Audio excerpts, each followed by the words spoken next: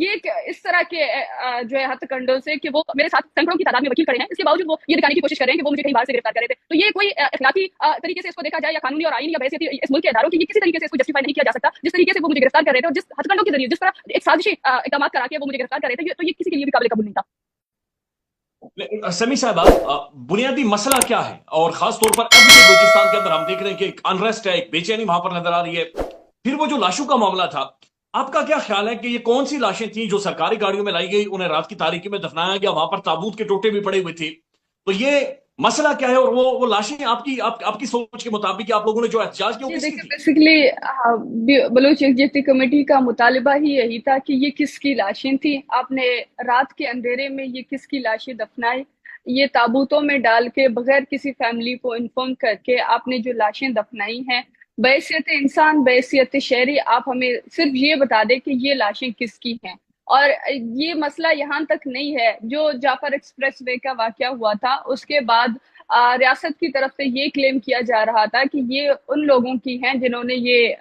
جو ہے اٹیک کیا تھا جعفر ایکسپریس وے پہ. لیکن ہم چونکہ بلوچستان میں رہ رہے ہیں، ہم وہاں پہ ہمیں گراؤنڈ ریالٹیز کا اندازہ ہے اور ہمیں بہت سی چیزوں کا اندیشہ بھی ہے، خدشہ بھی ہے کہ کیونکہ ماضی میں جب بھی اس طرح کے بڑے حملے یا واقعات ہوئے ان میں ہمیشہ اس کے بعد جو پہلے سے اسٹیٹ کی کسٹڈی میں تھے، جو جبری طور پر گمشدہ افراد تھے، ان کو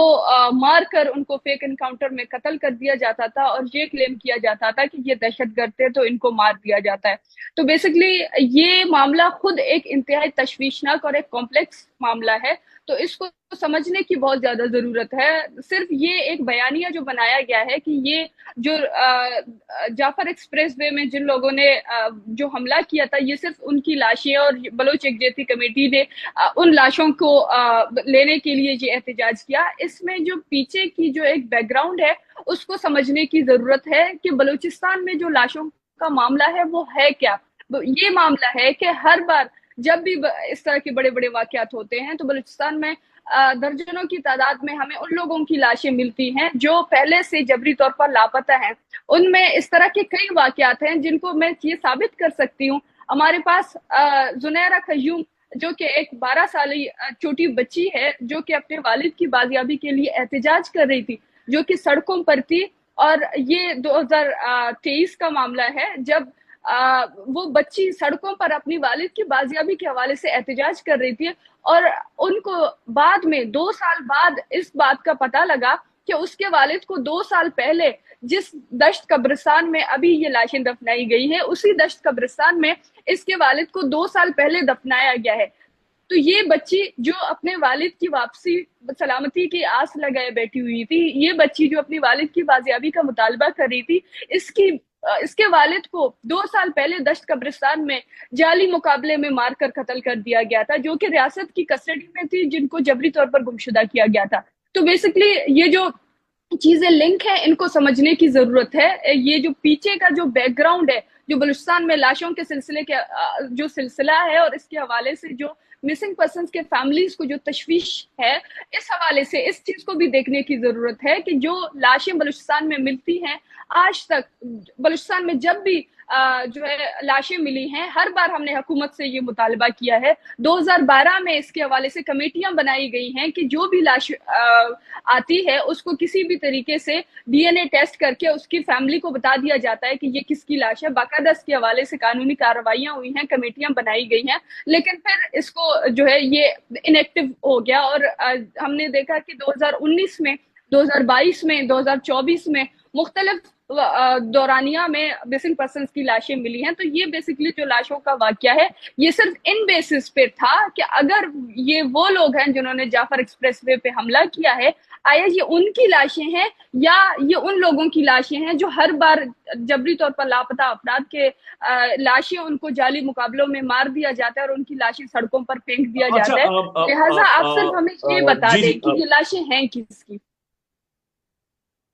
سمی بلوچ صاحب، اب اس کے اوپر D G I S P R صاحب کا ایک موقف تھا، میں وہ آپ کے سامنے رکھوں گا. انہوں نے کہا کہ کمیشن موجود ہے وہاں پر، اب بندے بتائیں. اتنے زیادہ بندے جو مسنگ تھے وہ ان کے بارے میں بہت ساری اور بھی حقائق انہوں نے بتائے ہیں. لیکن یہ بتائیں کہ پاکستان کے اندر کچھ صافی، کچھ حکومت کے لوگ باقاعدہ سے یہ بات چیت بھی کر رہے ہیں کہ آپ ہو گئی، ڈاکٹر ماننگ بلوچ ہو گئی، آپ لوگ اصل میں بی ایل اے کے سمپیتھائزرز ہیں. आप उनके साथ हमदर्दी रखते हैं, और बीएलए ये क्लेम करती है कि उन्होंने मुल्क को तोड़ देना है, उन्होंने पाकिस्तान को तोड़ देना है। तो इस पर आपकी क्या राय है, जो ये क्लेम किया जाता है कि आप बीएलए के सिंपैथाइजर्स हैं, और जो जाफर एक्सप्रेस हाईजैक हुई है उस चीज को आपने कंडेम भी नहीं किया?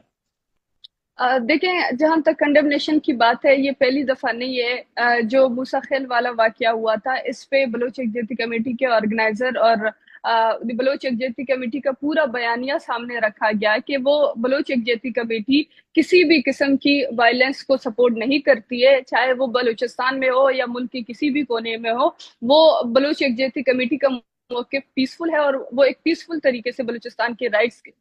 के लोगों की राइट्स के लिए स्ट्रगल कर रही है। तो ये वाकया ये नहीं है, हमने बारहा मजम्मत किया है, और हमें एक बात समझ में नहीं आ रही कि BOIC पर इस वक्त सिर्फ इस वजह से क्रैकडाउन किया जा रहा है कि उन्होंने इस वाकये के खिलाफ मजम्मत नहीं किया है। मैं आपको ऐसे कई जो है रिकॉर्ड्स दिखा सकती हूँ, मैं कई ट्वीट्स, कई स्टेटमेंट्स, कई वीडियोस में आपको दिखा सकती हूँ जिसमें हमने बारहा ये वाज़ेह अल्फाज में कहा है कि हम इस तरह के पुरतशद्दुद वाक़यात के खिलाफ हैं, हम पीसफुल लोग हैं, हम बलूचिस्तान में अमन की खातिर, हम बलूचिस्तान के लोगों की राइट्स के हवाले से लड़ रहे हैं। और जहां तक इस तरह के इल्जामात की बात है, वो मैं समझती हूँ कि इल्जामात की हद तक तो इस वक्त पूरी एक प्रोपेगेंडा वॉर जारी है, एक जो है नरेटिव की एक जंग जारी है, और इसमें सिर्फ ये कोशिश की जा रही है कि कौन इस जंग में जीतती है। तो लिहाजा सिर्फ इल्जामात से या सिर्फ प्रोपेगेंडे से नहीं है। अगर BOIC के हवाले से इस तरह की चीजें हैं तो आप सामने लाए ना, आप सिर्फ इस तरह के नरेटिव के हवाले से आप इस बात को साबित करें कि किसी भी जगह पे BOIC के आप कॉन्स्टिट्यूशन को देखें, BOIC का मौकिफ देखें, BOIC किस वजह से बना है, वो पॉलिटिकल गैप जो बलूचिस्तान के लोगों में एक जिसकी वजह से महरूमी आई है, बलोच यकजहती कमेटी का मौकिफ रहा है कि वो इस पॉलिटिकल गैप को फिल करे और उन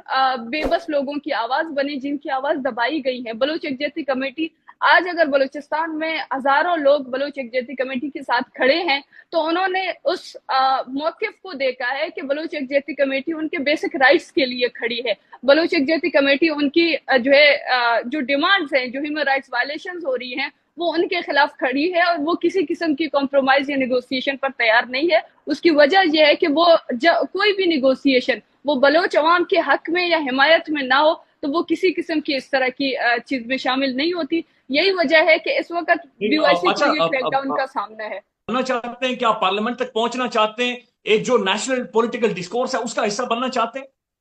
जी देखिए, जब पार्लिमानी सियासत में वो जो इस वक्त भी पार्लिमानी सियासत का हिस्सा हैं, अगर वो लोग भी ये कहेंगे कि वो पार्लियामेंट में जाके वो बाइख्तियार हैं, या जब भी हमें इस चीज़ का अंदाज़ा होगा कि पार्लियामेंट में वाकई में अवाम की और उन लोगों की, जो पार्लियामेंट के लोग हैं, उनको इख्तियार हासिल है और वो अपने लोगों की हकूक़ के लिए बात कर सकते हैं, उन इश्यूज़ को वो एक्नॉलेज कर सकते हैं, उन लोगों के लिए जो कि उनका मौक़िफ़ है, जो अपने लोगों की रहनुमाई कर सकते हैं, उनको किसी तरीके से रिलीफ दे सकते हैं, तो हम ज़रूर आएंगे। लेकिन अभी तक हमारा किसी किस्म का एतबार पार्लियामेंट सियासत पे नहीं है। इसकी वजह यह है कि हमने खुद देखा है कि पार्लियामेंट में बैठे लोगों ने कहा है कि वो बेइख्तियार हैं और उनके पास कोई अथॉरिटी नहीं है। तो लिहाजा अगर वहां पे जाते हुए भी आपके पास कोई अथॉरिटी नहीं होगी, तो आप उस चीज़ का हिस्सा क्यों बनेंगे?